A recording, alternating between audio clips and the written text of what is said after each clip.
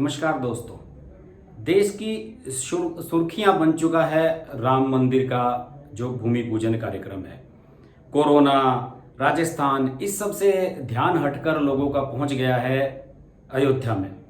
और पिछले साल नवंबर में जब अयोध्या में राम मंदिर का फैसला आया था कि वहां राम मंदिर का निर्माण किया जाए, उसके बाद से ये सबसे बड़ा इवेंट होने जा रहा है वहां पर, जहां 5 अगस्त को प्रधानमंत्री भूमि पूजन कार्यक्रम में भाग लेंगे और मुख्य अतिथि के रूप में मौजूद रहेंगे और वहां पर विधिवत रूप से जितनी भी औपचारिकता हैं वो पूरी की जाएंगी। इस कार्यक्रम को लेकर बहुत क्यूरियोसिटी है और लगातार इसके बारे में खबरें छप रही हैं। ये तय हो चुका है कि मुरली मनोहर जोशी और लाल कृष्ण आडवाणी इसमें नहीं जाएंगे। कल्याण सिंह, जो उस समय चीफ मिनिस्टर थे उत्तर प्रदेश के जब ये घटना हुई थी और बाबरी मस्जिद विध्वंस हुआ था, तो उस समय वो मुख्यमंत्री थे और उन 13 लोगों में वो शामिल हैं, मुख्य आरोपियों में, जिन पर ये साजिश करने का आरोप लगा था कि इन लोगों की साजिश के बाद राम मंदिर की जो बाबरी मस्जिद वहां विवादित क्षेत्र में थी उसको गिरा दिया गया था। लाल कृष्ण आडवाणी भी उनमें से एक शामिल है। और आज जो इसकी राम जन्मभूमि की जो तीर्थ वो जो जन्मभूमि क्षेत्र ट्रस्ट बनाई गई है, उसके जो प्रमुख हैं नृत्य गोपाल और जो सचिव हैं चंपत राय, उन्होंने प्रेस कॉन्फ्रेंस करके इस कार्यक्रम के बारे में काफी जानकारी दी। और उस प्रेस कॉन्फ्रेंस में ये स्पष्ट हो गया कि लाल कृष्ण आडवाणी, मुरली मनोहर जोशी, कल्याण सिंह, ये सब लोग इसमें मौजूद नहीं रहेंगे। इसकी एक प्रमुख वजह यह बताई गई कि इन सब की उम्र काफी हो चुकी है और कोरोना का काल चल रहा है। कल्याण सिंह तो 90 साल के हो चुके हैं और चंपत राय ने यह बताया कि उनसे जब हमने बात की, उन्होंने बताया कि आप 90 साल के हो चुके हैं और आपको नहीं आना चाहिए, तो कल्याण सिंह सहर्ष मान गए कि मैं नहीं आ रहा हूं। इसके अलावा जो मुरली मनोहर जोशी हैं और लाल कृष्ण आडवाणी हैं, वो वर्चुअली वहां इंटरनेट के थ्रू मौजूद रहेंगे इस कार्यक्रम में। और जो मंच बनेगा, उस मंच पर 4 ही लोग मौजूद रहेंगे: प्रधानमंत्री, आरएसएस प्रमुख मोहन भागवत, योगी आदित्यनाथ और गवर्नर आनंदीबेन पटेल। ये बिल्कुल फिक्स कर लिया गया है और लगभग 200 लोग के करीब इसमें आयोजन में शामिल होंगे और काफी एक रेस्ट्रिक्टेड सारा कुछ सेटअप वहां पर बनाया गया है। और इसमें जो सबसे खास बात है, मैं 2 लोगों के बारे में बात करना चाहूंगा।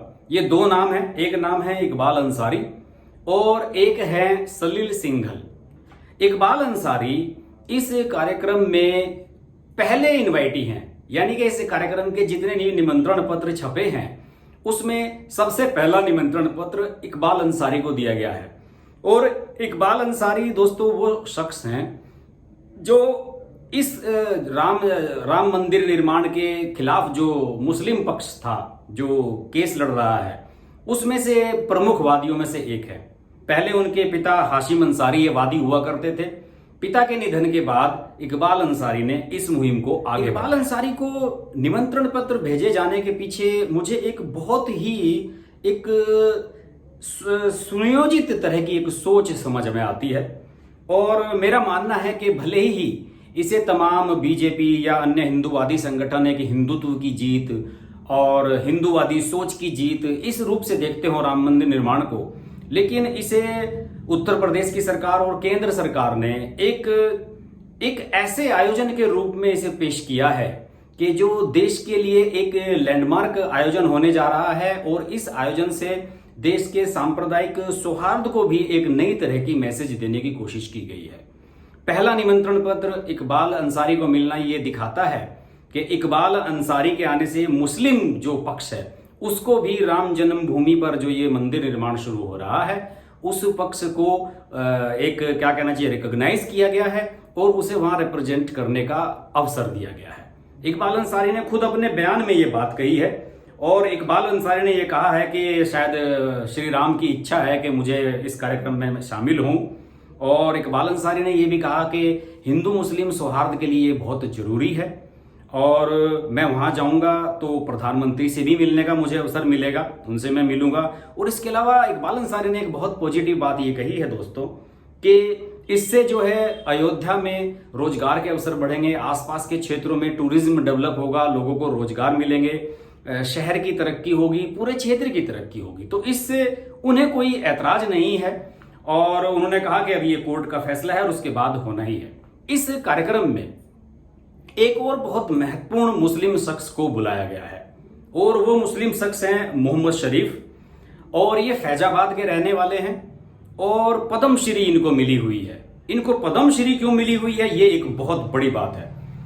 मोहम्मद का जो काम है वो एक बहुत ही बड़े नोबल कोच से जुड़ा हुआ है। वो सोशल वर्क करते हैं और जितने भी लावारिस से सब मिलते हैं उनका अंतिम संस्कार करते हैं और ये एक बहुत बड़ी बात है और इसी वजह से उन्हें इस कार्यक्रम में मुख्य अतिथियों में शामिल किया गया है। सलील सिंघल, एक नाम है सलील सिंघल। मैंने आपको बताया था कि सलील सिंघल के बारे में मैं बात करना चाहूंगा।